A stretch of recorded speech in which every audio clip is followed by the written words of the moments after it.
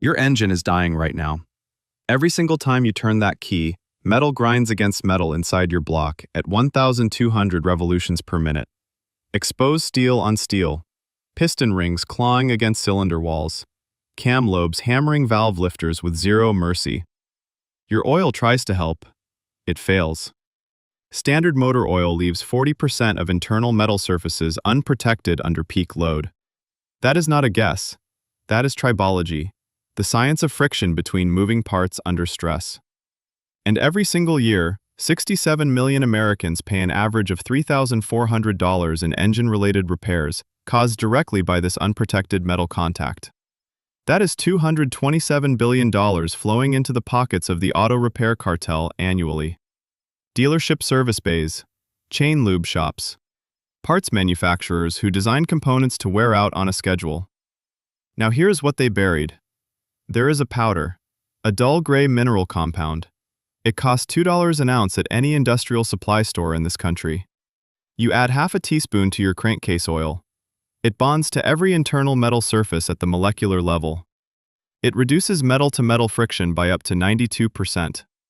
It makes your engine nearly bulletproof. The compound is called molybdenum disulfide, MOS2, a naturally occurring mineral mined from the earth.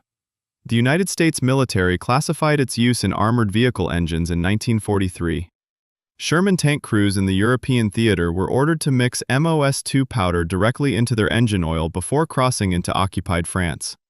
Field reports from the grueling winter of 1944 in the Ardennes documented M4 Shermans running for over 11 hours after catastrophic oil line ruptures.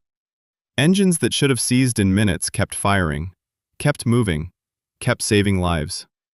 The Army Ordnance Corps filed those reports. They were not published. They were stamped, shelved, and sealed inside filing cabinets in Aberdeen Proving Ground, Maryland. Three-letter agencies in Washington were not about to let the American public learn that a $2 mineral could make Detroit's planned obsolescence model collapse overnight. But the military was not the first to know. Go back further. The Shoshone and Bannock tribes of the Snake River Plain in what is now Idaho had a practice that trappers documented in the 1830s. They would coat the axles of the travois sleds with atite powder, scraped from riverbed deposits near volcanic rock. The sleds moved with almost no resistance across dry ground. A fur trader named Josiah Redfield wrote in his 1836 journal that the natives called the powder gray grease and that no axle treated with it ever wore through in a full season of travel. He sent a sample east to a metal worker in Pittsburgh. No record of a reply. During the Civil War, Confederate artillery crews in the Shenandoah Valley reportedly packed the chalite mineral paste into cannon wheel hubs to keep gun carriages mobile on forced night marches when axle grease ran out. A Union quartermaster captured one such cannon near Winchester in 1864 and noted that the wheel bearings showed almost no wear despite months of hard field service. He filed the observation with the War Department. Nothing came of it. The knowledge existed for centuries. It was used. It worked. And then it was buried by men who understood that if metal never wore out, their entire economy of replacement parts would die with it. If you are still here, you are already seeing what they do not want you to see. This video is just the surface layer. I have assembled everything the automotive industry, the big box hardware chains, and the federally funded inspection boards have spent decades hiding from homeowners and vehicle owners across this country. All of it is inside the complete off-grid vault. The link is in the description right now. Uncensored engine hacks that void no warranty but slashed repair costs by 80%. Fuel treatment methods that trace back to classified Cold War bunker generator manuals. Cooling system secrets that Appalachian shade tree mechanics passed down for 5 generations before the franchise repair shops lobbied to bury them. More than 10 complete guides in one place. No filler. The vault link is in the description or scan the code on your screen. But stay with me now. The science is about to hit hard. Here is what happens at the molecular level when MOS2 enters your crankcase. Molybdenum disulfide has a layered crystalline structure. Each crystal is made of one layer of molybdenum atoms sandwiched between 2 layers of sulfur atoms. These layers slide across each other with almost zero resistance. The coefficient of friction for MOS2 is 0.03 to 0.06. For comparison, standard motor oil alone ranges from 0.10 to 0.15. Steel on steel with no lubricant is 0.80. That means MOS2 reduces the friction that motor oil cannot handle by a factor of 3 to 5 times. When the powder enters the oil, it does not just float. It plates onto every ferrous metal surface through a process called physisorption. The sulfur atoms bond directly to the iron in your engine block, your crankshaft journals, your cam lobes, your piston skirts. It creates a solid lubricant film measured at 0.00002 inches thick. That film survives temperatures up to 750 degrees Fahrenheit. Your engine oil breaks down at 275 degrees Fahrenheit. MOS2 keeps protecting when your oil has already failed. A tribology study conducted at a major land-grant university in 1991 tested MOS2 treated oil against standard 10W30 in controlled dynamometer runs. After 600 hours of continuous operation at 4,200 revolutions per minute, the treated engine showed 89% less cylinder wall wear than the control.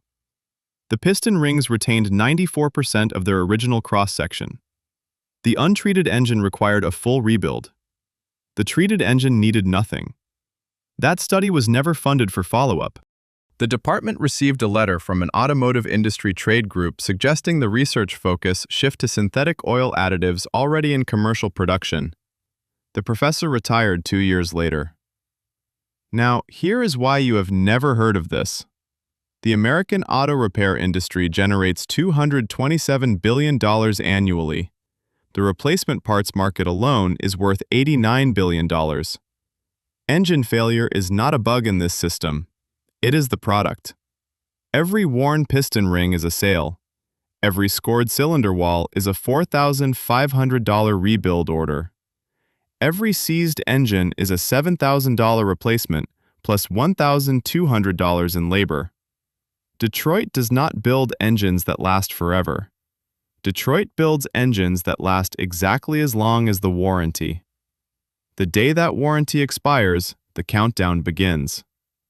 You cannot patent a naturally occurring mineral that has been in the ground since the Jurassic period. You cannot build a subscription model around a $2 powder that lasts 50,000 miles per application.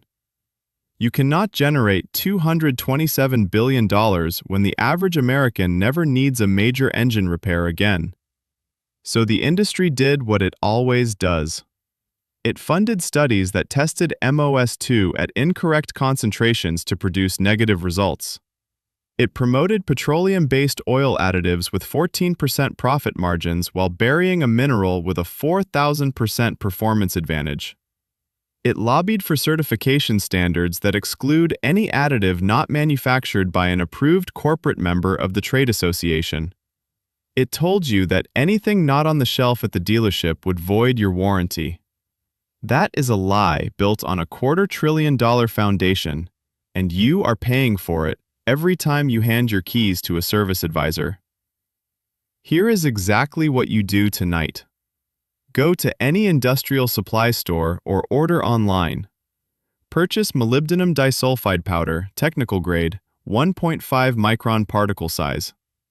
A 4-ounce container costs between $2 and $5 depending on the supplier. Do not buy automotive-branded MOS2 products at $30 a bottle. It is the same compound marked up 1,500%. Warm your engine to normal operating temperature. Shut it off. Remove the oil fill cap on the valve cover. Measure 1/4 teaspoon of MOS2 powder for every quart of oil capacity in your engine. A standard 5-quart system gets 1¼ teaspoons total. Sprinkle the powder directly into the oil fill port. Replace the cap. Start the engine. Let it idle for 15 minutes. The oil circulation will distribute the MOS2 to every bearing surface, every journal, every cam lobe, every piston wall within 3 full oil cycles. Drive normally. The powder plates onto metal within the first 200 miles. After that, it is bonded. It does not wash out with oil changes. It does not break down at operating temperature. It stays until the metal itself wears away, which is now almost never. Reapply every 50,000 miles or with every third oil change. Total annual cost, under $3. A single engine rebuild costs $4,500. A long block replacement runs $7,000 or more.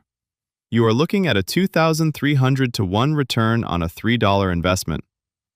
One honest disclosure. MOS2 does not fix existing damage. If your bearings are already scored, if your rings are already worn past tolerance, this will not reverse it. What it does is prevent that damage from ever starting. It is armor, not a bandage. The Sherman tank crews in the Ardennes knew that. The Shoshone knew it before them. Civil War artillerymen knew it on night marches through the valley. The knowledge was always there. Exposed, proven, exposed again, buried again. Every generation rediscovers what the last one was told to forget. The mineral is in the ground. It does not expire. It does not require a license. It does not generate a monthly subscription fee for anyone. That is exactly why they erased it from your owner's manual. That is exactly why no service advisor will ever mention it. That is exactly why it matters more now than it ever has.